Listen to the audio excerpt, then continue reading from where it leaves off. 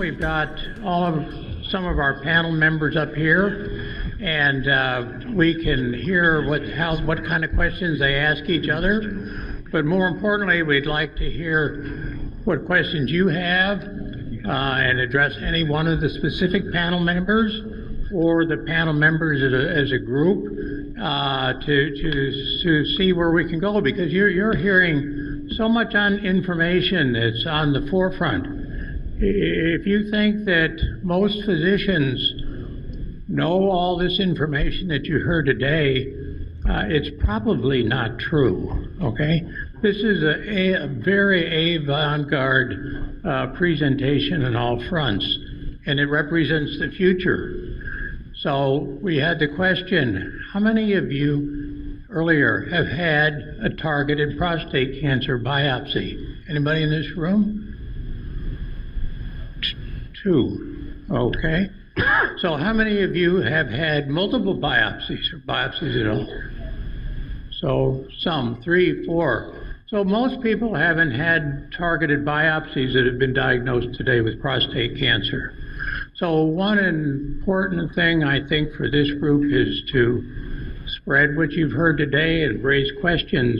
And, you know, drug companies advertise on TV, but patients can advertise too to move the field forward by asking their doctors questions.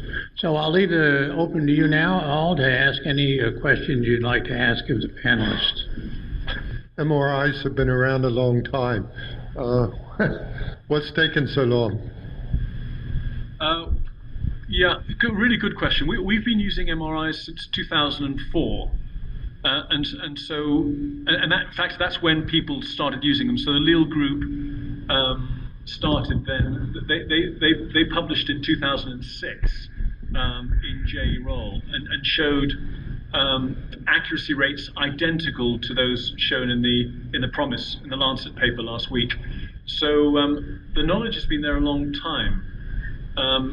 The actual technical facility to image the prostate with these new sequences became available about 16 to 20 years ago. Does that answer your question? So, yeah. It is frustrating. I mean, I sometimes give a talk and show the results from the J-Roll paper from 2006, which means that men were scanned in 2003 and 2004 in that paper, and they showed sensitivities and negative predictive values identical to those that I showed today. So just let me make a comment as a urologist that deals with radiologists who read these films. Exactly how to interpret these films is still in evolution, as Dr. Emerton so nicely said. They're developing systematic ways to improve these, and realistically, some of the MRIs some of the radiologists in interpreting these felt the films weren't convincing enough. They weren't, like a really super specialist. So things in medicine take a long time for wide acceptance. And so this is another reason. So what's really happened, though, recently, they've gone from the 1.5 Tesla coil and the rectal probe, which is a little bit uncomfortable for patients, to the new 3 Tesla MRI or the 1.5 Tesla. Now people are getting better to read it and better scoring, even though, perhaps in some places of the world, these people could really interpret these looking at these. So I think it's medicine it takes a long time to change. It's a very slow process. It's no fault of lack of education being available to physicians, but it has to be driven by groups like this. You're asking questions, going back and spreading to your network the question about targeted biopsies and MRIs is really an important thing for you to do. So I would just stress that. I said that a little earlier. But Dr. Bostwick, he might have some comments. Yeah, I actually have a question for Mark. We know that not all radiologists are created equally. Did your study use central review of the MRIs and the pathology? No, that was all done locally. And it was interesting we'll publish it in a subsequent paper, but there was very close concordance between the local report and a centralized report. Yeah. But the results were on the localized. Oh, that's reassuring, actually. All the pathology was centralized, though. Yes. So obviously, because that's the primary outcome, and Alex Freeman did all the pathology. Yeah, Which was a huge task. Yeah, the reason I asked the question, about 2 years ago, one of our meetings, there's a large study being done in Michigan in which they're reviewing all of the prostate biopsies, or almost about 80% of the ones done in the entire state, centrally, and they found that the error rate, benign malignant error rate, is between 1 and 1.5%. Which I have to tell you as a pathologist is astounding. That means that 1 in 100 patients is being told, yes, you have cancer when they don't, or no, you don't when they in fact do, on the biopsy proper. Completely unacceptable. That's with central pathology review by experts, and while Soccer at Wayne State is truly an expert in my opinion, and then the people in the community. So that's why I asked the question. Thank you. So if a patient wants to have an MRI guided biopsy, what do they do and where do they go?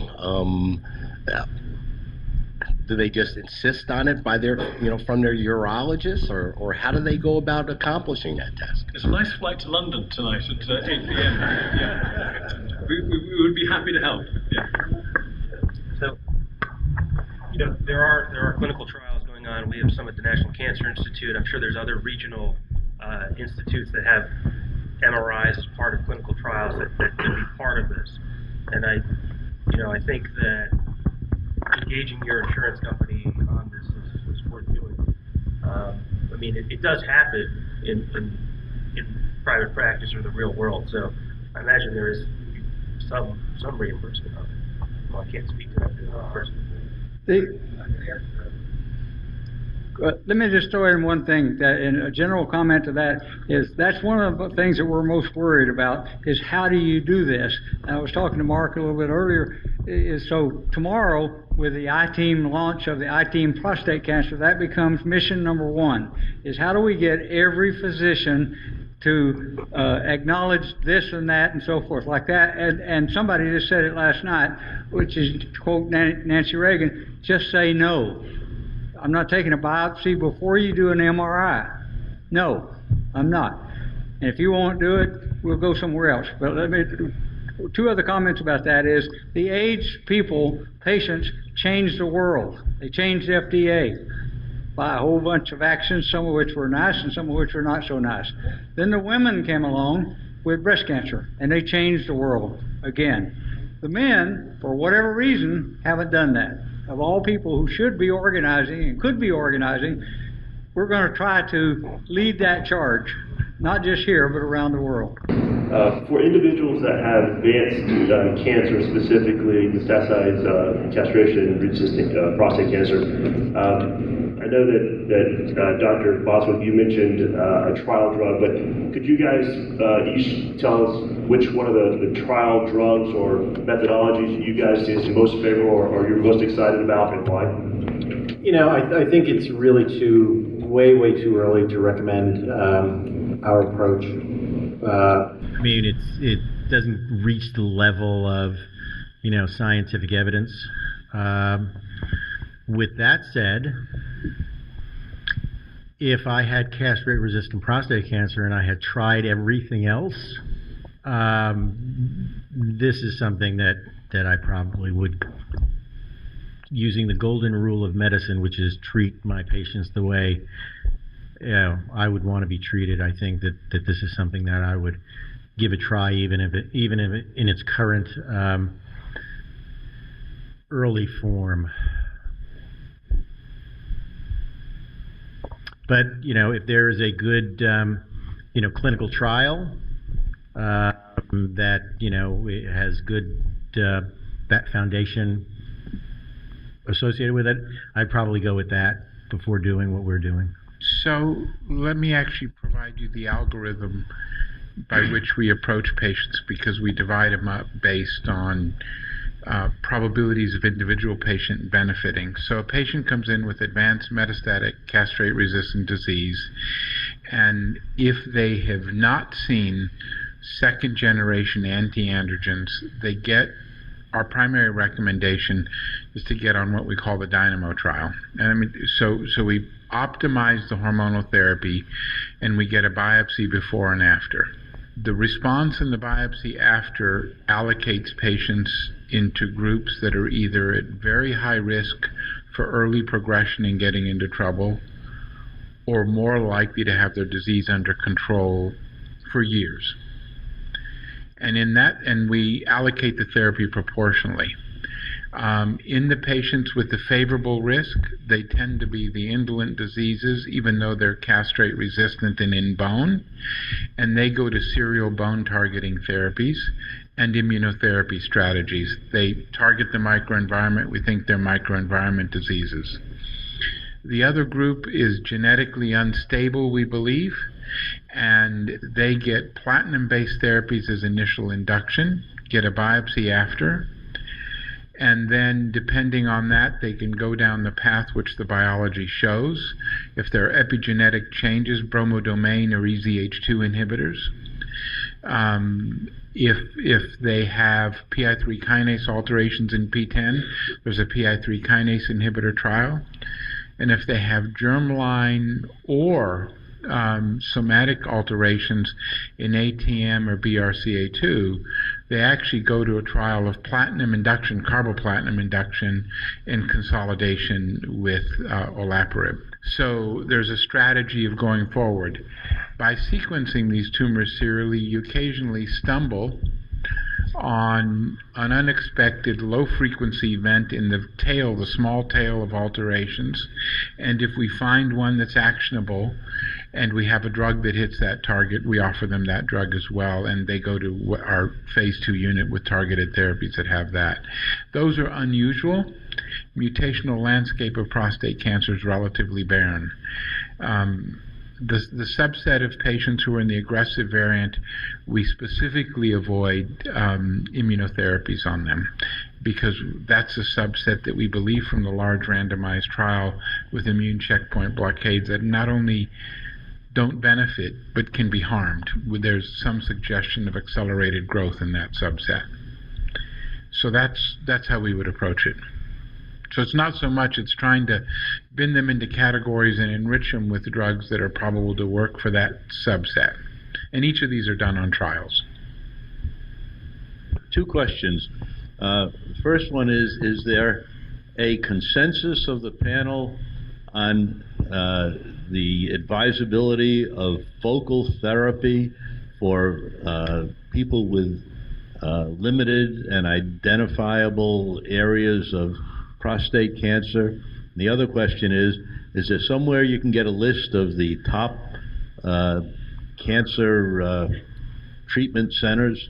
The tissue preservation strategy is an experiment at the moment to see whether we can reduce the margins around the cancer and still provide oncological benefit, having shown that we can preserve function by doing so. And if you look at the management of most, in fact all solid organ cancers over the last 20 or 30 years, there's been a reduction in the margins.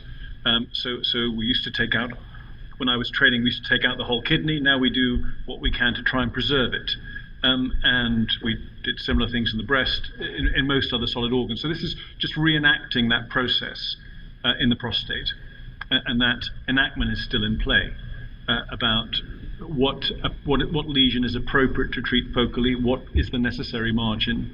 The oncological outcomes at 1 and 2 years, which have been published, look favourable. But there, as has already been said, there is no long-term outcomes as yet.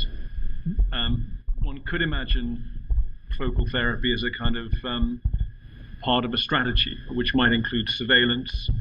It might include focal therapy in some people, and if that strategy fails in certain individuals, you will go on to whole gland or multimodality therapy. As a kind of personalized strategy rather than the one-size-fits-all approach, which is treatment at the whole gland level to everybody, irrespective of grade, tumor volume, multiplicity, and location. You know, we've been doing focal therapy for 18 years, going on 20 years now. We published the first article in 2002, putting forth the concept of focal therapy. We published an article a couple of years ago, and it'll be updated in not too distant future, dealing with our 10-year results in 75 guys who had focal therapy on an average 10-year follow-up and with at least 8 years follow-up. And what we found was quite remarkable in that we had the same results using the usual Phoenix criteria for low, medium, and high risk patients. And overall, there was a 90% biochemical disease-free survival. And what was really interesting was that the Kaplan-Meier curves past 3 years were absolutely flat, and there was no degradation of results over the long term. I have always felt that focal therapy was for the high-risk patient, that local therapies such as radical prostatectomy and radiation fail in inordinate amount of times in those high-risk patients. So that if you have a patient who's a Gleason 10 and their Parton tables show that they've got 50 or 60 or 70% chance of extracapsular extension, why in the world would you want to do a radical prostatectomy on that person when we can very well control those margins? And why would you want to expose them to morbidity? So we have any number of patients with high-risk disease who have had extremely good long-term local control. One of our advantages is that we can repeat that treatment. In that study that we did, we found that doing a focal therapy a second time did not prejudice those patients' results. And so the patients who were retreated had the same biochemical disease-free survival as the patients who didn't have to be retreated at that late time. The other thing we also found was that when we treated multifocally, a third of our patients actually had more than one focus treated, that when we treated multifocally, more than one focus, those patients had equally good results as the patients with one focus. Our local recurrence rate when we were doing straight regular biopsies at secondary transrectal biopsies was 30%. Once we started doing 3D mapping biopsies, which we published a study in the Journal of Clinical Oncology back in 2009, where I think we proved unequivocally that that should be the diagnostic and staging procedure for prostate cancer patients. It was better than level 1 evidence. That study has largely been ignored in the focal therapy world. I know that you do 3D mapping biopsies. In the United States, it's hardly ever done. Only 2 or 3 major centers do it, David Crawford being one of them. So I have a completely different view of focal therapy.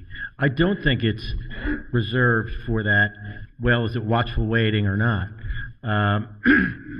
I think the more aggressive the cancer, the more ablation makes sense. And if that tumor is localized, then why not do a focal therapy as long as you do a mapping biopsy to rule it out? And I think our long-term data is supporting that, and that's the way we treat patients now.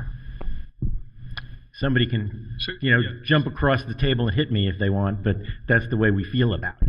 Most of the people doing tissue preservation feel that it should be done for clinically significant disease that would otherwise be treated by surgery or radiotherapy. Nobody's suggesting that it should be done instead of surveillance for extremely low-risk disease. Question about lifestyle, and in the sense of both serious prostate problems and not so serious. At least I've read some articles that actually, certainly advocate a certain level of exercise both for, again, serious and non-serious situations. And that two-part, general exercise, general good health, also yoga-type exercises. I've seen a number of articles from India and whatnot that certainly advocate very specific abdominal work and sort of suggest that there might be value there.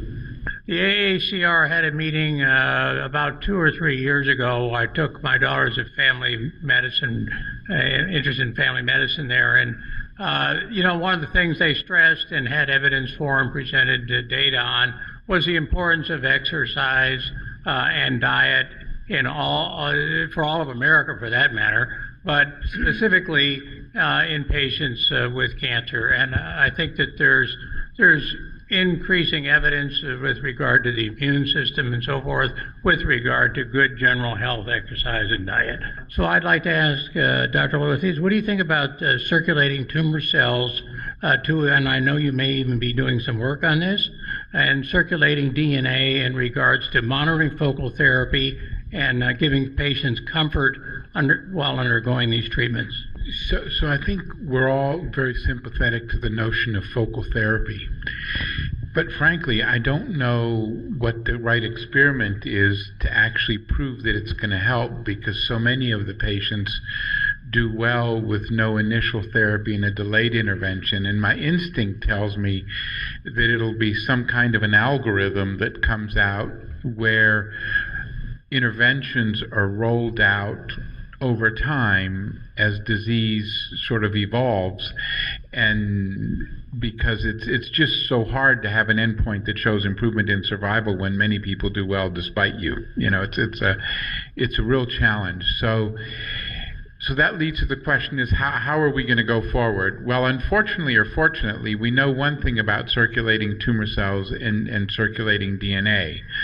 They inform us about the disease when they're present, and when they're absent, they tell us the disease is generally good.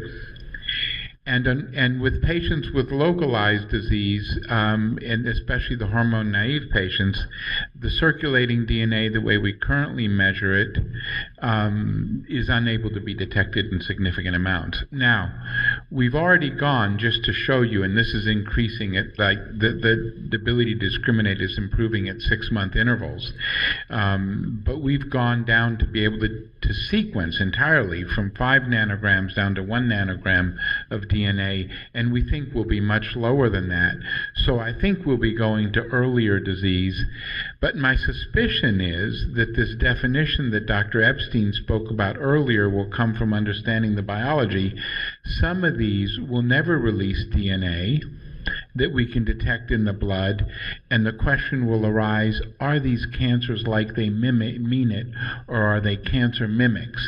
And that may be an indication of distinguishing the two. So the other overlay would be understanding the biology of the cancer that will inform the need to do focal therapy, that will be linked to the anatomy-based intervention that the others spoke about. So I think that these are converging, but are probably a couple years away. We're simply unable to detect DNA in the blood or tumor cells in these patients now. But there's a subset of them that I suspect will find it. And those may be the ones that need it, or those may be the ones that it's futile in, and we need to do something else. Dr. Logothetis, this is for you because you're the medical oncologist on the panel, but I know when men become castrate-resistant and metastatic, they're in a space that's really important to make decisions. And do you think, regarding Zytiga and Xtandi, that with what we know, it's maybe a fair statement to say that you'll probably, whichever one you choose first, you'll probably respond to that one the best or the longest, and maybe that's a good starting point. And then second, Dr. Anton Narakis had some work with ARV7, which I think is really interesting, and I know it's only available at Hopkins, but Genomic Health is coming out with it soon, hopefully, so the availability is really tricky. However, he had that one study with 30-some patients where they had their ARV7, which is bad for a patient, reversed, about 50% of them after they did either Jevtana or Taxotere. I just thought that was super interesting. And I wonder if you have any thoughts on that. It was a very small study with something like 36 men. But that gives a castrate-resistant patient some insight and hope to maybe try something different. Okay, so the first thing is, from a response rate perspective, probability of benefiting, I think it's fair to say that abiraterone, Zytiga, and Xtandi are approximately equally. The frequency of PSA declines and the like, which indicates that if you're simply blocking AR signaling, if you're responsive, they're probably equal. From an individual patient perspective, there are differences. Patients who are diabetic and overweight, the 5 milligrams of prednisone can take a insulin independent, not requiring insulin diabetic to become an insulin dependent. Their life changes, all sorts of things happen. Xtandi for patients who have any kind of neurodegenerative disorder, we tend to avoid. It gets into the blood-brain barrier. There's some tremulousness that happens. Some people feel weaker. We tend to be careful. But other than those unrelated events, I think you could consider them equal for a response rate. The interesting and unique thing to them is you give 3 months of abiraterone and then you give Xtandi, or you reverse the order. You have this remarkable event going from a 60% probability of benefiting to then you try to use it in the other setting and somewhere around 10% benefit for a short time. So in the context of castrate-resistant disease, the acquisition of resistance that crosses both drugs is a very rapid event. And it happens much earlier than it happens in early disease where you can give serial hormonal therapy. So when it becomes resistance, you have to switch gears to go to another class of drugs. Okay. Now the question arises, can you reverse resistance and reacquire sensitivity? That trial has what's called an ascertainment bias. Yes, when they responded to chemotherapy, V7 was down, but the total number of cells detected were down too.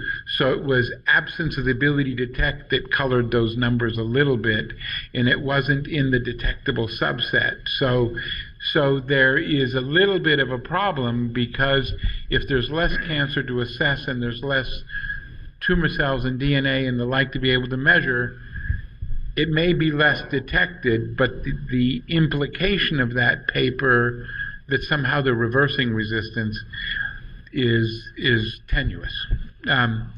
But there are strategies with epigenetic targeting drugs that directly target the genetic events that occur late that induce resistance to try to reverse it. So the answer is yes, there are strategies to use it, probably not chemotherapy. When they do the reclassification, are they going to have something on the front end of the spectrum where a biopsy would report dysplasias or PIN or prostate cancer in situ? What do you do for that? The reclassification is a compression of data that was first identified by Stamey and McNeil in 1996, in which we identified that the amount of Gleason pattern 4 and 5 cancer was predictive of outcome. And they used a continuous curve for that. I don't like to take continuous data, which goes from basically 1 to 100, and compress it down into categories. So since the World Health Organization agreed and College of American Pathologists in 2000 that the pathology reports should give the percentage of pattern 4 and 5, we have religiously done that since that time. The fact that most pathologists don't follow those standards can't concern me. I can only deal with what I do personally. The concept, because they aren't, the concept was brought forward of reclassifying things. I have a second objection to it, which has been voiced publicly in the pathology meetings, and that is that they're using the numbers 1, 2, 3, 4. We already have those numbers. We have 2 through 10 for the Gleason grading system. And to use the same numbers makes no sense to me and creates confusion. There's a third problem. The Gleason grading system was redone in 2005 by the International Society of Urologic Pathology, a society I founded in 1995, together with Dr. Mastofi. I boycotted that meeting because I saw no reason to change the Gleason grading system. It turns out that one of the changes that they made at that meeting was reversed in 2014 at a so-called consensus meeting that was held. I went to that meeting, but I was on the telephone and had no ability to ask questions, did not see the final paper that came out. As in fact, the committee this month that was on that, in that group, objected to the final paper because they didn't see the final proofs, and things were changed. Significant things were changed in the final paper from the ISGP International Society. This is infighting. I don't want to get into this. This is kind of useless stuff, and I'm not an officer anymore of the International Society. The problem is that they keep changing the rules. You can't call it Gleason grading today. You heard that term from my colleague from Hopkins earlier. He's not using Gleason grading. He's using the modified ISUP 2014 Gleason grading system. That's the name of it. And when I see reports from Hopkins and other places that mention Gleason score and Gleason grade, I know that they're not using what I use. I worked with Gleason, and the original Gleason scoring system works as well today as it did in 1966 and 79 when Gleason defined it and then refined it. So we have two problems here. One is that the Gleason grading now, whether you get it from Hopkins or you get it from us, you're getting a different grade. They call it Gleason grade, and it's not. We call it Gleason grade, and it is. They should call it the Modified ISUP 2014. Horrible name, but that was what was agreed to at the meeting. And it's not just Hopkins, it's other places as well. So we have it's confusion. And it's one of the reasons that I'm having trouble with some of the academic organizers in the society. And now they're fighting amongst themselves, according to recent editorials just this month in some of the urology journals. The classification was born of a so-called consensus meeting in which not all members of the society were invited, etc. So it's confusing. I don't care what we call it. We call it lesion X, Y, and Z. We need standardization. We need to talk the same language. And unfortunately, we're not. This is one of the reasons that we need to keep communication lines open between our patients and ourselves. It shows that this discussion is, I think, highly relevant because it shows how we struggle with each little segment of advancement or no advancement. And I'm glad you're involved to hear this, really. So I'd like to thank all of our presenters. I would especially like to thank all of you who are here, many of you voluntarily, and for what you're doing for this problem of prostate cancer. It continues to be a very controversial area all the way to the United States Task Force and other societies. So what you've heard today is really important, up-to-date information. And you've certainly heard from some real professionals in this area. I want to commend Dr. Hankins for pulling together this portion of the weekend, and thank you all for being here, and thank you especially to our presenters.